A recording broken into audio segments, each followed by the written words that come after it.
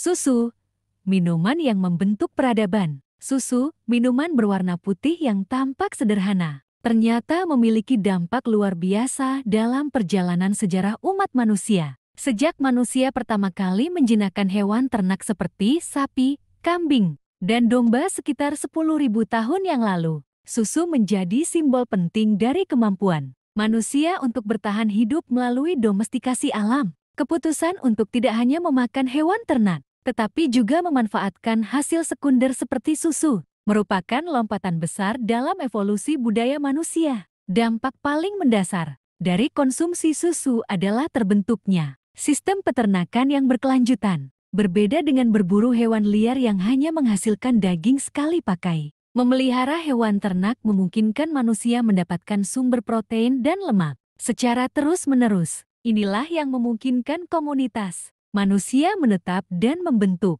peradaban agraris karena mereka tidak lagi bergantung sepenuhnya pada perburuan dan pengumpulan makanan. Susu juga mendorong inovasi dalam pengolahan makanan. Karena susu segar mudah basi, manusia mulai mengembangkan berbagai teknik fermentasi untuk mengawetkannya. Dari sinilah lahir keju, yogurt, mentega, dan berbagai produk olahan susu lainnya. Pengetahuan ini menjadi dasar penting dalam perkembangan teknologi pangan kuno, bahkan menjadi bagian dari identitas budaya berbagai bangsa hingga hari ini. Selain nilai gizinya, susu juga memiliki peran simbolik dan religius dalam banyak budaya. Dalam kepercayaan Hindu, misalnya, susu dianggap sebagai cairan suci dan sering digunakan dalam ritual penyucian. Di Timur Tengah kuno, susu melambangkan kelimpahan dan rahmat ilahi. Dalam tradisi Yahudi Kristen, tanah yang berlimpah susu dan madu menjadi gambaran tentang tanah perjanjian yang dijanjikan Tuhan kepada umatnya. Dampak sejarah susu juga terlihat dalam aspek genetika manusia. Di sebagian besar mamalia, termasuk manusia, kemampuan mencerna laktosa gula susu menurun seiring bertambahnya usia. Namun, di beberapa populasi yang memiliki sejarah panjang konsumsi susu, seperti Eropa Utara, terjadi mutasi genetik yang memungkinkan manusia terus memproduksi enzim laktase sehingga dewasa. Ini disebut sebagai lactase persistence dan merupakan contoh evolusi budaya yang memengaruhi evolusi biologis. Secara ekonomi, peternakan susu menjadi tulang punggung banyak komunitas pedesaan. Sejak zaman Romawi kuno hingga era kolonial, susu dan produk turunannya menjadi komoditas yang diperdagangkan secara luas. Industri susu berkembang menjadi salah satu sektor penting dalam ekonomi pertanian yang menghasilkan mata pencaharian bagi jutaan orang di seluruh dunia. Dalam sejarah modern, susu juga menjadi simbol kemajuan dan kesehatan. Pemerintah di berbagai negara, termasuk Amerika Serikat dan beberapa negara Eropa,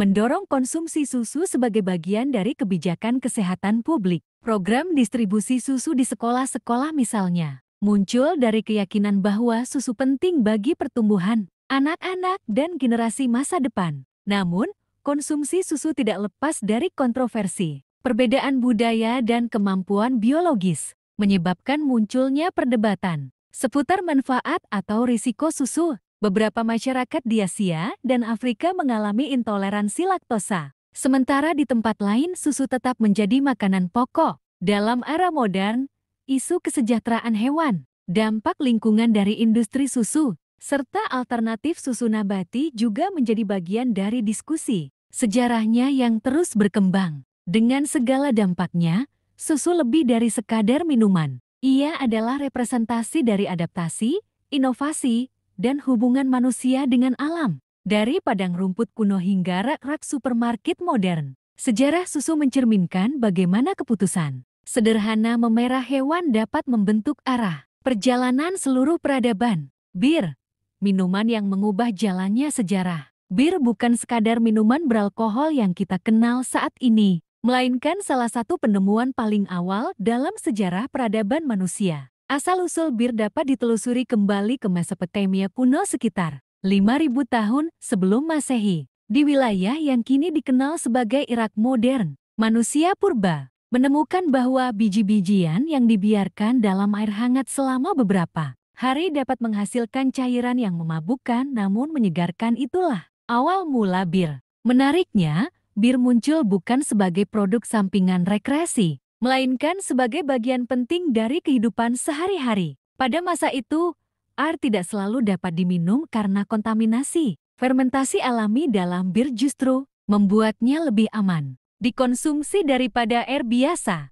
Karenanya, bir menjadi minuman pokok masyarakat, termasuk anak-anak. Meskipun kadar alkoholnya jauh lebih rendah dibandingkan bir modern. Dalam kebudayaan Mesopotamia, bir memiliki kedudukan yang luhur. Ia bukan hanya dikonsumsi dalam kehidupan sehari-hari, tetapi juga dalam berbagai upacara keagamaan. Dewa-dewa seperti Ninkasi, Dewi Bir, disembah melalui nyanyian dan persembahan bir. Bahkan, bangsa Sumeria memiliki himne untuk Ninkasi, yang merupakan salah satu resep bir tertua yang pernah ditemukan. Selain perannya dalam ritual keagamaan, bir juga memiliki nilai ekonomi. Di Mesopotamia, bir digunakan sebagai alat pembayaran dan gaji. Para pekerja bangunan, petani, dan buruh menerima bir sebagai bagian dari kompensasi mereka. Hal ini membuktikan bahwa bir tidak hanya penting dalam aspek spiritual dan sosial, tetapi juga menjadi bagian dari sistem ekonomi awal manusia. Tak hanya itu,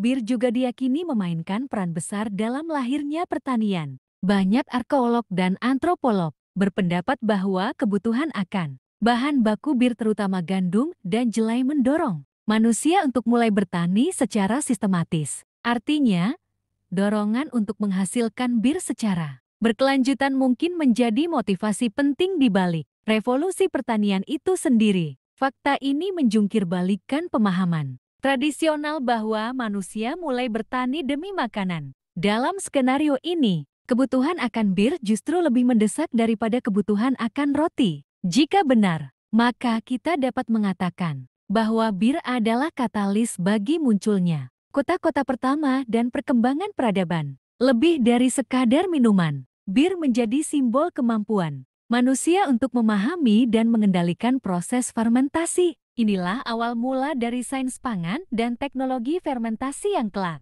berkembang menjadi industri besar. Dalam setiap tegukan bir hari ini, terkandung jejak sejarah ribuan tahun dan pencapaian teknologi purba yang luar biasa. Dari Mesopotamia, tradisi bir menyebar ke Mesir, Eropa, dan seluruh dunia. Masing-masing budaya mengembangkan variasi dan metode sendiri, tetapi semua berakar pada penemuan sederhana. Ribuan tahun lalu, biji-bijian yang difermentasi menghasilkan minuman yang tidak hanya bergizi, tetapi juga menyatukan komunitas. Bir, pada akhirnya, bukan hanya minuman. Ia adalah warisan budaya, simbol inovasi, dan penggerak sejarah. Dari upacara suci hingga upah buruh, dari ladang gandum hingga meja makan modern, bir telah menemani umat manusia dalam perjalanan panjang peradabannya.